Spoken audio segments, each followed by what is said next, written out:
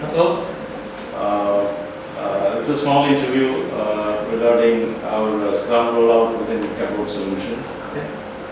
Maybe you can explain about the circumstances which led you to implementing Scrum within Cabot. Sure. Prior to Scrum, we were following a waterfall method of doing projects. And the type of projects that we were doing were mostly web-related application development, mobile application development, and they were smaller in size. I would say that they probably tend between 2 to 4 months kind of projects. And we were also dealing with a lot of small-time clients, clients who were first-time businesses and things like that.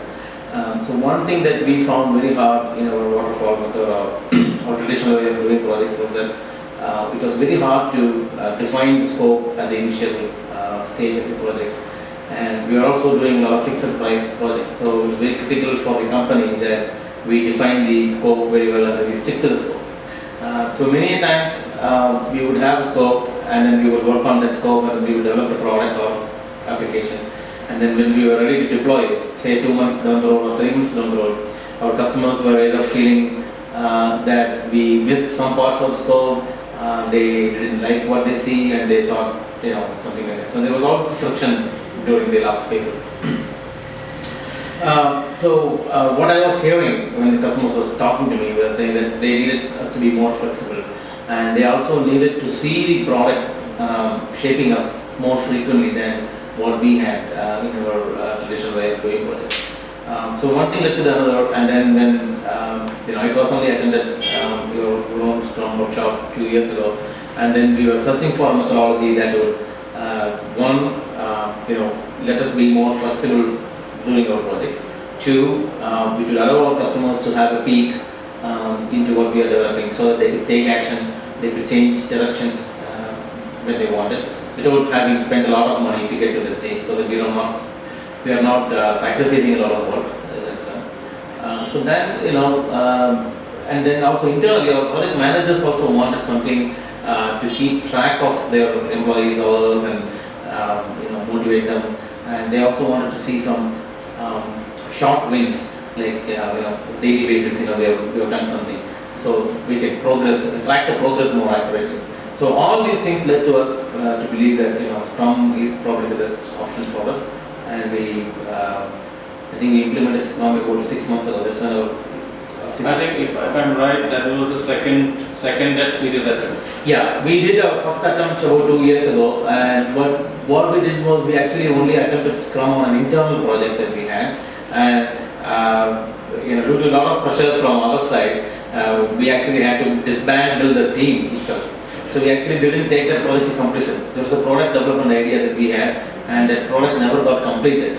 So it was not a problem with the Scrum or methodology or anything like that. The problem was actually internal resources were not available to work on the project. So the project got in Scrum they say very clearly, like Scrum is a model which is easy to understand, but very difficult to implement because it is based on values than rules. So how do you, from your experience, how do you react to that? It is a bit change of philosophy for people, and including our project managers or resources, they have all been used to they're used to told, like, okay, this is what you're going to do today, finish this and things like that. Scrum actually opens up a little bit more, and then it gives them more freedom in terms of they can choose what they want to do, and they can volunteer and things like that. So it's a change in the way of thinking itself. And initially people were quite used to that. They were saying that, so you're going to let me choose what I want to do, and they actually didn't believe that that's going to happen. So it took them a while, I would say 3 to 4 weeks or even 1 or 2 sprints to know that, okay, this is how it is actually going to be working. And the estimation process was also different because everybody sat in the room and they estimated the concept of story points. I would probably say that the concept of story points was something that was harder for people to understand. The numbering 1, 3, 5, they haven't gotten it.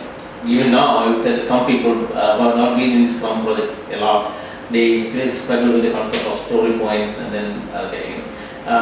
But once they understand that this is the effort required and how it is, I think it is fine. So it also promotes more collaboration between the teams in the team itself. I have 2 or 3 people working on a team. Scrum allows people to really collaborate because they hear other people's problems. Sometimes people go on a cocoon and then they just they work on their projects with other people don't know what they are doing. But Scrum, daily stand-up meetings, people when they report issues, some other person can say that, hey, I know how to solve that, which is very effective way of sharing your achievements and your issues. Okay. Now, as a CEO of Cabot, now what is the impact of this on your customer satisfaction side? How do customers react to Scrum? Customers are very happy about so far. I mean, the customers that who are on our sprint projects, they are very happy about it. For one thing, is that one thing that has happened is it has introduced more strictness or timeliness in our deliveries, and so we, as a rule, we stick to the time. It's saying that we're going to have a demo every 2 weeks. So that means that regardless of if we completed it or not, the customer is still going to get a demo every 2 weeks, which means that he is seeing something in 2 week time, which is a very good thing. Because in a lot of cases, when we are outsourcing perform, which means that the customer actually doesn't see us physically working. So in some cases, what's happening is the customer has sent us some requirements. He thinks of it as a black box. It has gone in. He doesn't know what is going to come out or when it is going to come out. So they have to play this waiting game. But in a Scrum setting, in an agile setting, we are closely interacting with them. We are clearing things, and then also every 2 weeks they are actually seeing something. So they are seeing the progress every week or every 2 weeks based on sprint cycle, which is a great thing. And they are able to provide feedback to us at that point, which is actually incorporated into the next sprint itself. So they also see a faster turnaround time from us, which is very good. Does it have any impact on your cash flows?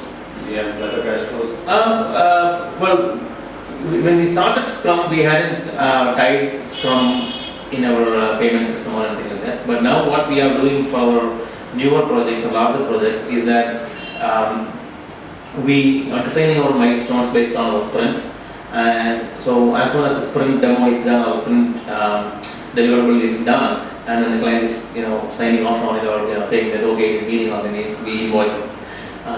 So which means that there is more regularity in terms of invoicing, and it's not usually in 3 terms or 4 terms, but we get payments more often. So in a way that we are implementing Scrum all across the organization, invoicing, if you want to look at it that way, and which gives us more flexibility in terms of invoicing and cash flow.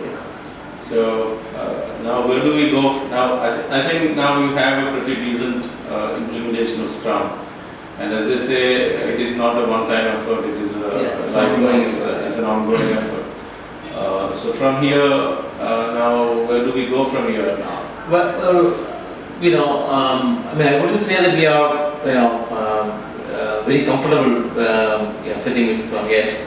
I think we still have few missing pieces that we are trying to fit in. One of the things that we are trying to fill the gap is having a product owner in terms of, because some of our clients, not all clients, some clients do not engage with us at the level that is required for Scrum. So what we are trying to do is we are filling the gap right now with our own Scrum Masters or senior developers doing it. So we are adding more business analysts to the team who can act as internal product owners. So we just interviewed a couple of people that was talking to you earlier on. So we are planning to bring one business analyst on who will be acting as an internal product owner. That will be his just role. So that's one thing that's an improvement. I think which will further enhance our Scrum within projects. Because the lack of a product owner, a clear defined product owner, sometimes affects the performance of the team because they don't get a clear direction. So that's one thing. We also have a long-term maintenance project which are not on Scrum, and maintenance projects were very hard to begin on Scrum because it was all new. Now that I think we have a good understanding about Scrum, We have moved one of our maintenance projects to Scrum, which is doing reasonably well. So I think that our next objective would be to move all our projects to Scrum, including the maintenance ones, even the smaller ones. We have adopted a strategy of clubbing